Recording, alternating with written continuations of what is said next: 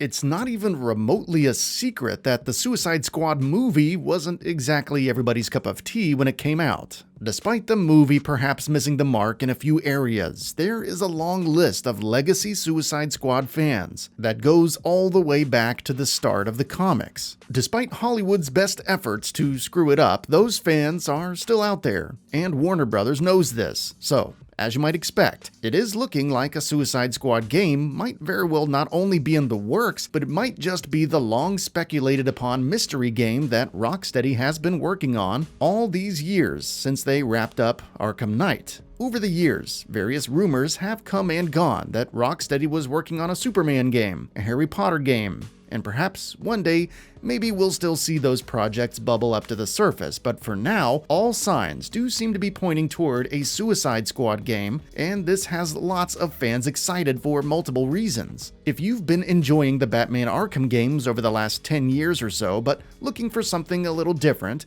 then this could be just what the doctor ordered. Yet, if you are a fan of Suicide Squad, but maybe not so much of Batman himself, then perhaps this is a good way to get you into the Rocksteady way of doing things and introduce you to their excellent catalog of games. That said, the rumors that have leaked recently are turning out to be more and more substantial as they are investigated further. Several website domain registrations that are apparently registered by the same folks that also hold the domains for other mainstream Warner Brothers related properties seem to suggest a Suicide Squad game is indeed on the way. SuicideSquadKillsTheJusticeLeague.com is apparently one of them, and that alone is cause for plenty of speculation and rampant intrigue. SuicideSquadGame.com has also been registered. Given all this, what can we expect from a Suicide Squad game from the talented folks over at Rocksteady? Well, despite the obvious changes that this shift from the Batman Arkham games to something else will undoubtedly bring, it's probably fair to assume that the combat will be similar to the Arkham games, but also get nudged into some new directions. The attack and counter style of the Arkham games has seen little change over the years,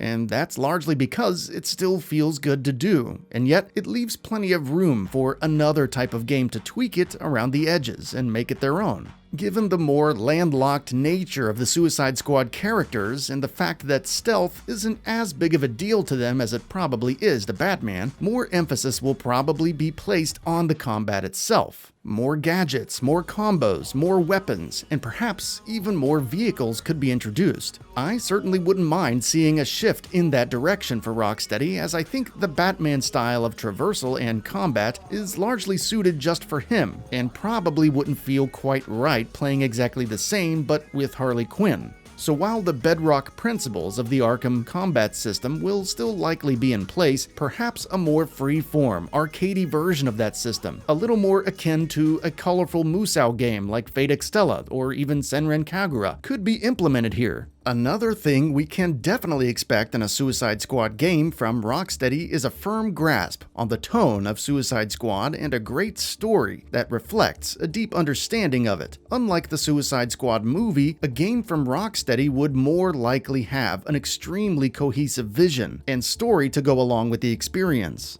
This is a great thing, and perhaps the best chance Suicide Squad has ever had to make a successful jump from the comic books to another medium and make a real impact. Rocksteady has certainly come a long way in their storytelling since the days of Urban Chaos on the PlayStation 2 and Xbox. So, with that, and them finally getting to do something a little different than just Batman stuff, odds are that pent-up creative energy will be unleashed wholeheartedly in the upcoming game, and the story will reflect that. We'll just have to wait and see to be totally sure, of course, but if Rocksteady's handling of Batman over the last decade is any indication, they won't be taking the tone and style of the Suicide Squad universe lightly, and they surely plan on doing it justice. On top of all that, something else we can expect from this game is a fairly close release date. Keep in mind that Arkham Knight was released way back in the middle of 2015. That's 5 long years of AAA development time that they've likely dumped most of into this game, so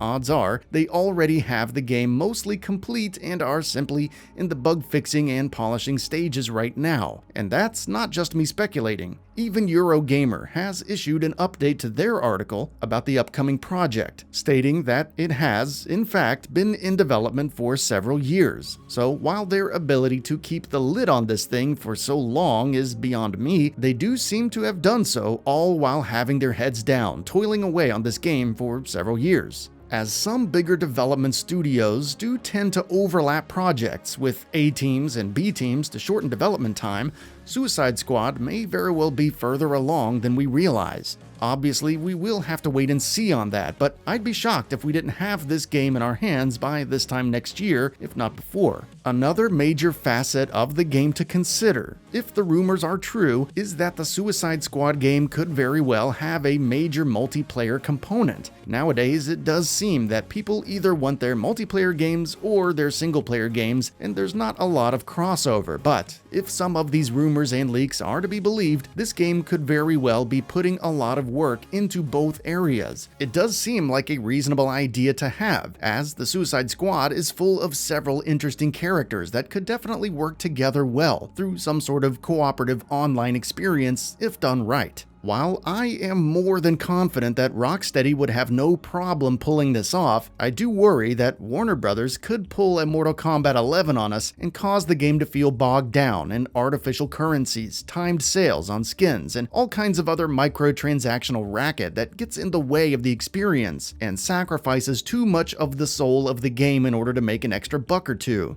So, while that is a legitimate concern, and I will definitely be keeping an eye on how they choose to handle that, the idea of a multiplayer component does seem like an exciting way to bring Suicide Squad into the gaming space, and could pay dividends for the experience if it's done well. So, while Suicide Squad definitely does seem like a promising concept and seems to come from a developer who more than knows what they're doing in the DC universe, the jury is definitely going to stay out on it, at least until August when we'll know more. And when that info dump happens, you can always be sure that we here at GamingBolt will be ready to analyze it to death on your behalf. That's it for this video. If you enjoyed and would like to see more, feel free to hit that subscribe button and hit the notification bell to ensure you'll be